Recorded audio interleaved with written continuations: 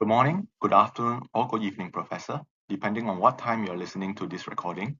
This is Dick, and today I'm going to be answering the topic on addressing water insecurity due to AI, and I will attempt to link my responses to the three sources that were provided in the guidelines. For the first part, after reading the section highlighted in green, I felt that it did not address four important points, and I'll be covering them individually. They are, number one, lack of vulnerability and precarity assessments. Number two, income inequality and inequitable impact on vulnerable communities. Number three, adverse impact on health and well-being. And number four, unequal distribution of benefits. For lack of vulnerability and precarity assessments, it was not mentioned specifically how climate change, water scarcity, and AI data center infrastructure developments intersect to disproportionately affect vulnerable populations. This is a nuanced exercise as adverse impacts might vary depending on the existing vulnerabilities of the identified population. According to Rick et al., vulnerability refers to the pre-existing state of social and political marginalization, inequitable access to resources, such as financial and physical assets, lack of human capital, and increased risk of environmental exposure. These are usually inherited and provide context as to why poverty persists. As for precarities, they are new types of risks which emerge from implementing development interventions to address vulnerabilities. In attempting to reduce vulnerability, some interventions may instead create new variations of poverty as they affect the fabric of local livelihoods and disrupt social structures. The lack of vulnerability and precarity assessments might result in gaps during policymaking, and development interventions might not be crafted holistically to address the needs of the vulnerable population, which also takes into account the ripple effect on other aspects of society. Moving on to income inequality and inequitable impact on vulnerable communities, the problem statement also neglects issues of unequal water allocation, where policymakers might prioritize urban centers or industrial areas that host AI data centers over underprivileged populations, exacerbating existing inequalities. Vulnerable populations that are located in areas with limited water access may then face further shortages or environmental degradation, which could affect their livelihoods. In addition, these groups might also be displaced so that AI data centers can have unrestricted access to their water supplies. Furthermore, income inequality is most evident in developing member countries, where the gap between the wealthy and the poor is at its widest. Capelli's study revealed that vulnerable communities and places with high levels of income inequality tend to suffer greater physical damage whenever they experience a climate disaster, since they lack the resources to prepare for them or rebuild thereafter. The dry season pressures and droughts highlighted in the problem statement not only worsens existing income inequality due to differential access to resources, but also reduces the overall resilience of the DMCs in climate disasters. Next is adverse impact on health and well-being.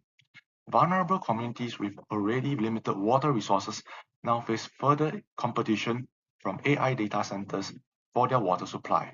As such, this threatens the food security of those who rely on simple and small-scale agriculture for sustenance and their livelihoods. This is similar to the double exposure case that was examined by Montefiore and Abasolo, where vulnerable communities are forced to rely on packed foods with low nutritional value or microfinancing institutions for credit in order to survive, as household incomes are diminished due to stresses including droughts and a rising demand to support AI development. Lastly, I'd like to touch on unequal distribution of benefits. The economic benefits from AI and digital investments might not reach vulnerable communities, while their water resources are becoming increasingly strained. AI typically benefits economically developed areas, and vulnerable communities in rural or low-income locations usually lack the infrastructure or capacity to benefit from the digital economy, even though they are the ones who bear the brunt of the environmental burdens. That brings us to the close of part 1.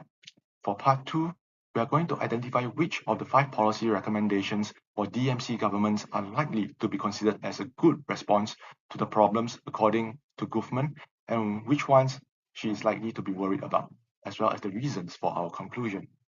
Before we begin, it is helpful to understand Guzman's perspective on solutions. According to her book, The Problem with Solutions: Why Silicon Valley Can't Hack the Future of Food, good solutions are those that, first of all, number 1, understand underlying contexts, such as existing structural and social inequalities. Number 2, take into account multiple perspectives such as economic, environmental, and social factors.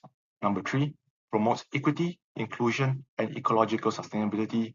And number 4, recognizes trade-offs in advance to avoid or minimize damage.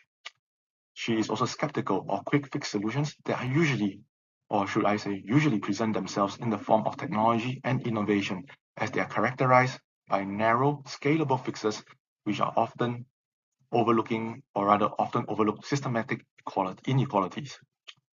For the introduction of water use disclosure and benchmarking, it is a recommendation that will likely be supported by government as it provides transparency to all DMC governments and can also serve as a channel for them to identify trends in terms of water consumption as well as their source, which will facilitate policy making.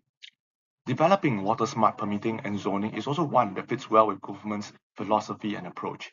It is a simple policy recommendation that provides incentives to promote the use of different sources of water and minimizes the stress on potable water supply.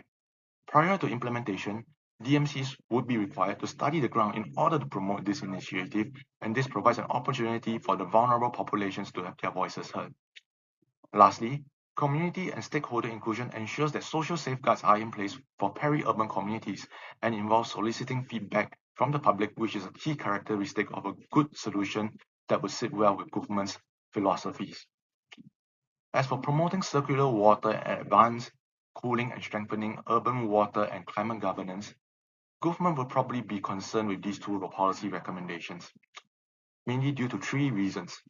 Firstly, they are highly complex systems that are likely to be accompanied by large-scale development projects, which could impact the population from various aspects, including vulnerable communities.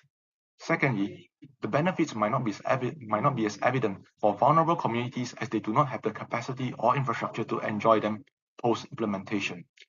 Last but not least, it doesn't promote equity or inclusion as the process of development, nor attempts to study whether there are any underlying contexts as well as possible trade-offs.